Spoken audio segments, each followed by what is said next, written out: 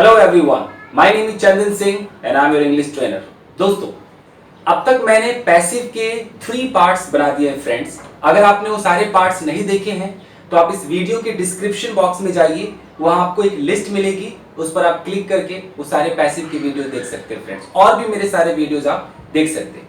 Guys, आज की इस वीडियो में मैं आपको पैसिव का स्टेप नंबर 4 यानी कि पार्ट 4 सिखाने जा रहा हूं, जिसमें मैं प्रेजेंट कंटिन्यूअस के बारे में बताऊंगा कि अगर कोई प्रेजेंट कंटिन्यूअस का सिचुएशन आ जाए तो उसे हम पैसिव में कैसे इस्तेमाल करेंगे। और मैं आपको पहले ही बता चुका हूं कि पैसिव का मतलब है कि आप करने वाले को छुपाइए और उस काम को दिखाइए जो हो रहा है। कौन कर रहा है डजंट मैटर। सो आइए फ्रेंड्स, देखते हैं प्रेजेंट कंटिन्यूअस का पैसिव। गाइस, यहां मैंने हेडिंग लिखा है प्रेजेंट कंटिन्यूअस पैसिव। मान लीजिए कि एक सेंटेंस है कि मेरे कपड़े धोए जा रहे हैं। सबसे पहले तो आपको यह समझना है कि कपड़े आपके धुल रहे हैं, धो कौन रहा है।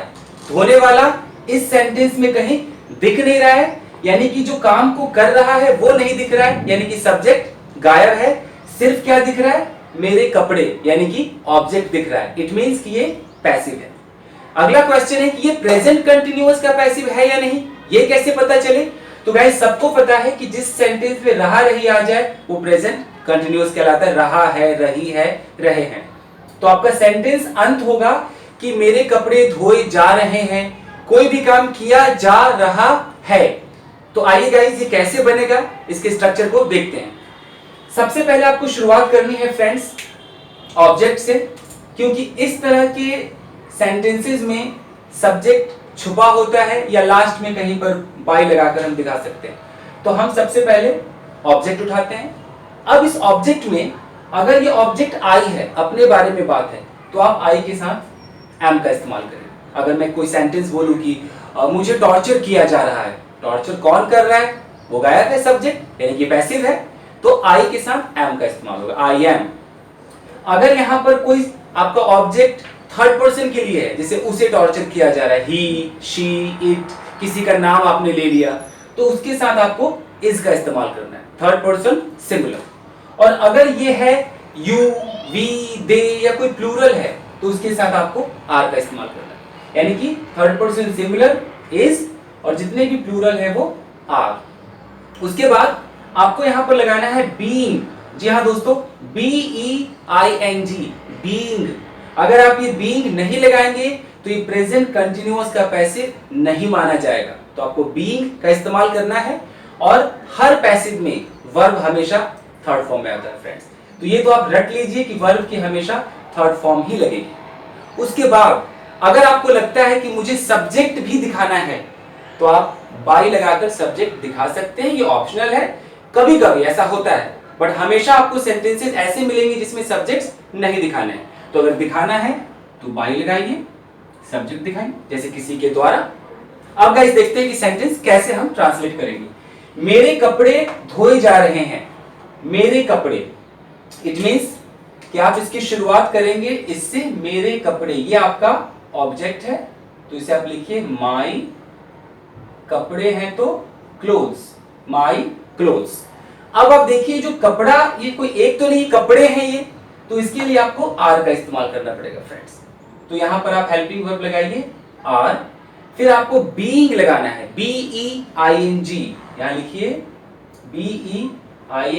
बीइंग धोने की अंग्रेजी होती है वॉश, और वॉश का थर्ड फॉर्म है वॉश्ड।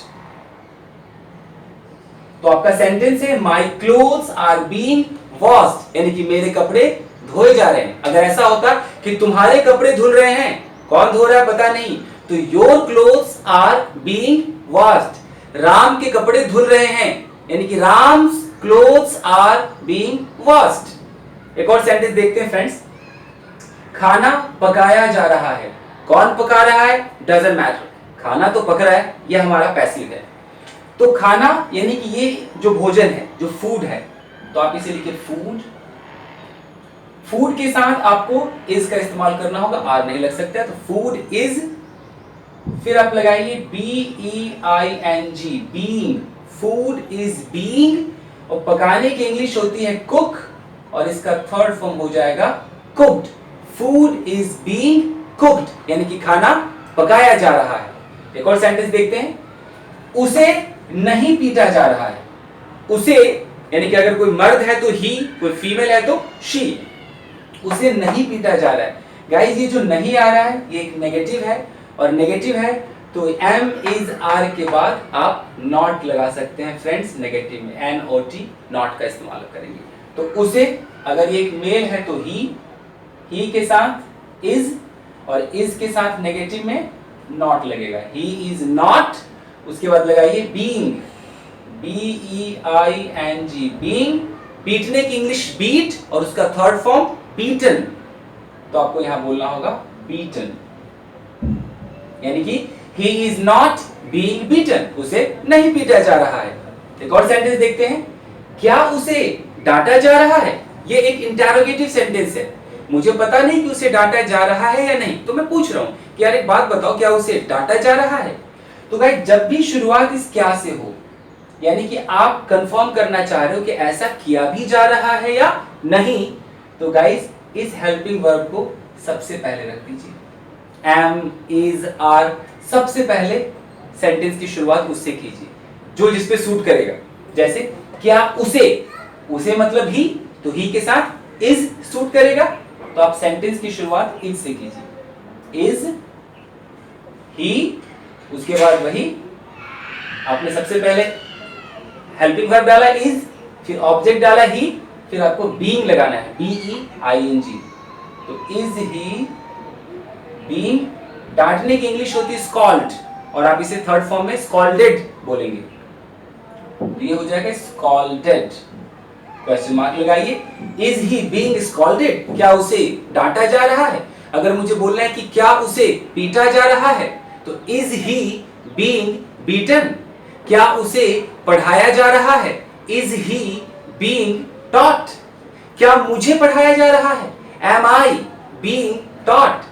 क्या तुम्हें पढ़ाया जा रहा है, are you being taught.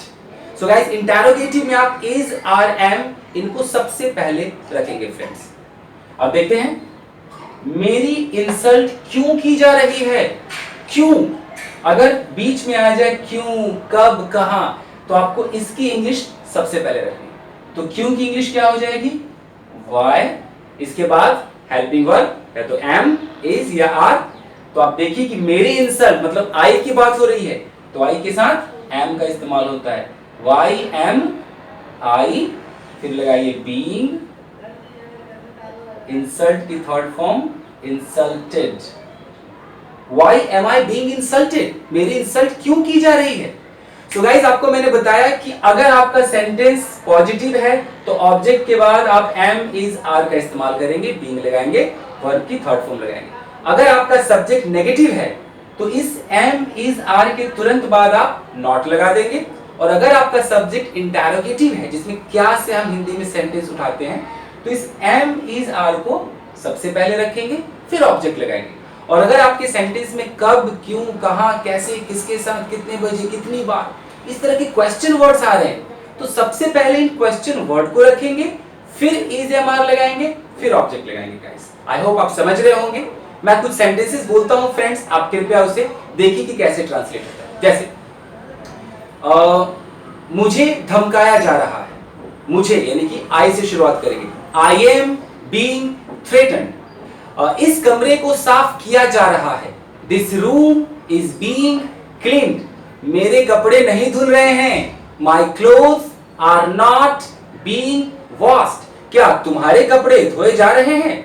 Are your clothes being washed. क्या तुम्हारे भाई को पीटा जा रहा है। Is your brother being beaten. तुम्हारे भाई को क्यों पीटा जा रहा है। Why is your brother being beaten? आज क्या पकाया जा रहा है। What is being cooked today? क्या पढ़ाया जा रहा है। What is being taught? So guys बहुत ही इंटरेस्टिंग सब्जेक्ट आपका ये है। आप इसे बार बार इस वीडियो को देखिए, इस फॉर्मूले को नोट कीजिए, स्क्रीनशॉट लीजिए और बहुत सारे ट्रांसलेशंस बनाइए friends. I hope you must be enjoying watching this video. Guys जिन लोगों ने अब तक मेरे इस चैनल को सब्सक्राइब नहीं किया है, प्लीज आप सब्सक्राइब करें ताकि मेरे सारे जो अपडेट्स वीडियोस है वो आप तक पहुंच सके। Guys Till then, take care and keep practicing. Thank you very much, everyone.